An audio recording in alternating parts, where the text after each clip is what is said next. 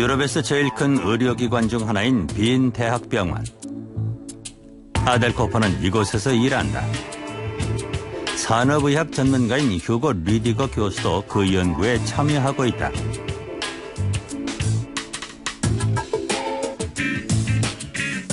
연구를 시작할 때만 해도 휴대전화가 위험할 거라는 생각은 없었다.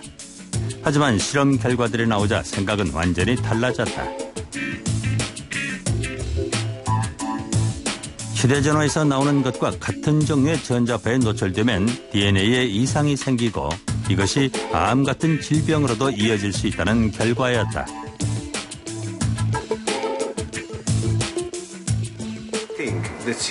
이런 상황은 예전에도 있었습니다. 성면의 경우를 생각해 보세요. 오스트리아는 1980년대 초반에 성면 사용을 금지했습니다. 성면으로 인한 암 발생 건수가 언제 최고치에 달하는지 아십니까? 2015년이에요. 즉, 금지 조치 30여 년 후란 얘기죠. 종양은 일반적으로 잠복기가 아주 길기 때문입니다. 우리가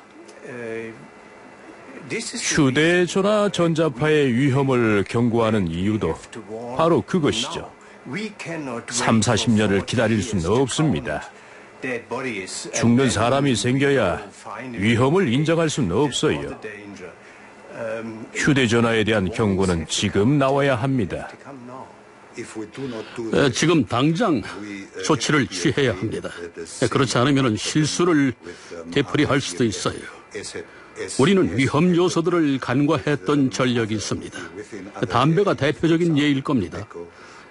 X선도 그랬고 성면 때도 위험을 간과했죠. 부작용이 나타나기 전부터 위험에 대한 경고는 존재했습니다. 80년? 100년 전부터 존재했죠. 하지만 사람들은 경고를 무시했습니다.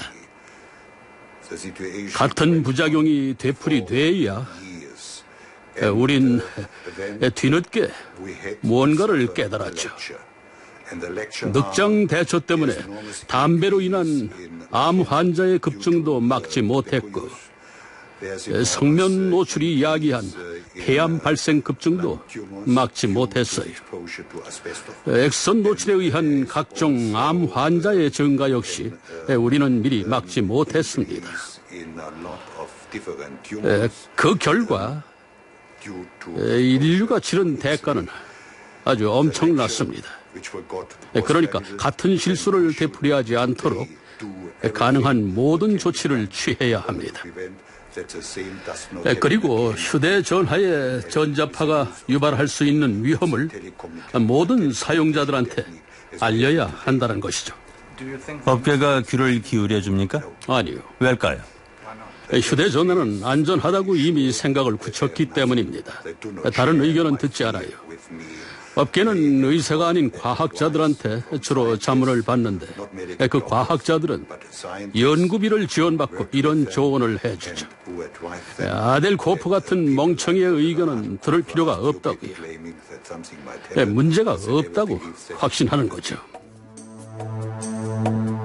미국으로 돌아가 보자. 메릴랜드주의 볼티모어. 이 항구 도시는 미국 집단 소송의 역사에 몇 번이나 큰 자취를 남긴 곳이다. 1990년대 볼티모어에서는 담배업계와 성면업계를 상대로 한 집단소송이 제기됐다. 휴대전화 업계를 상대로 한 집단소송 역시 이것을 비켜가지 않았다. 변호사 피터 엔젤로스는 담배 성면업계와의 법정 싸움에서 승리하며 유명인사가 됐다. 이후 그는 크리스 뉴먼의 법정 대리인이 된다.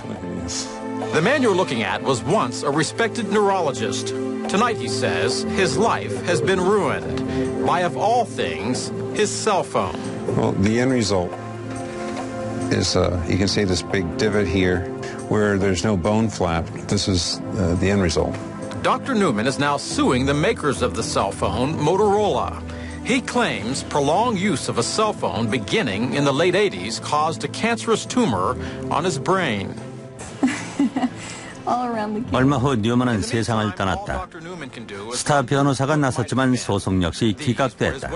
판사는 휴대전화가 뇌 종양의 직접적 원인이라는 증거가 충분하지 않다고 말했다. 하지만 휴대전화 소송에 막대한 돈이 걸려있다는 것을 아는 피터 엔젤로스 변호사는 새로운 집단 소송을 제기했다. 이어폰 소송이다. 그는 단말기 제조사들이 이어폰 같은 전자파 피해 예방 수단을 제공하지 않은 것을 문제 삼았다. 위험 가능성이 있는데도 예방 조치를 취하지 않은 점을 집중 공략하는 전략이다. 카를로 박사는 도움을 줄 수 있겠다는 생각이 들어 엔젤로스 변호사의 사무실을 찾아왔다. We're here to see Mr. Angelos. It's Dr. Carlo. Yes. Okay, thank you.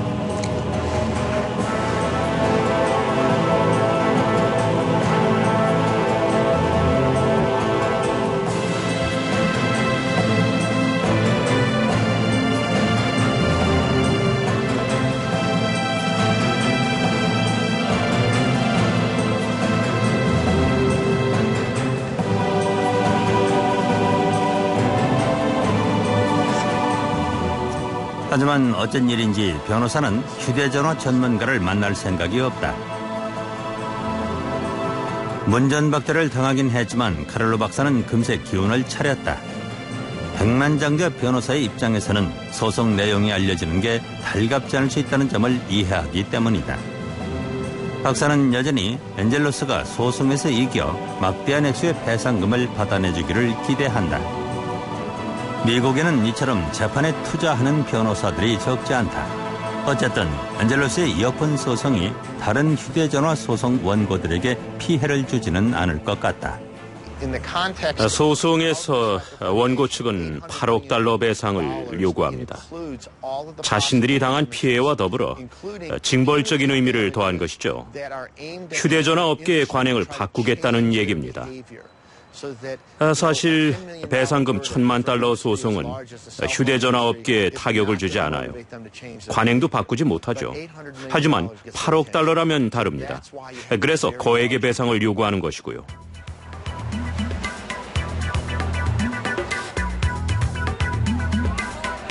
휴대전화 전자파의 위험을 걱정하는 사람은 미국에도 다른 나라에도 많지 않다. 이제 업계의 마케팅은 청소년과 어린이들을 타깃으로 하고 있고 휴대전화는 현대 생활의 필수품이 됐다. 업계는 막대한 이윤으로 신제품을 개발하고 신제품들은 새로운 소비자들을 끌어들이고 있다.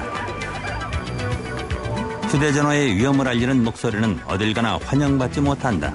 휴대전화 대리점에서는 더욱 그렇다.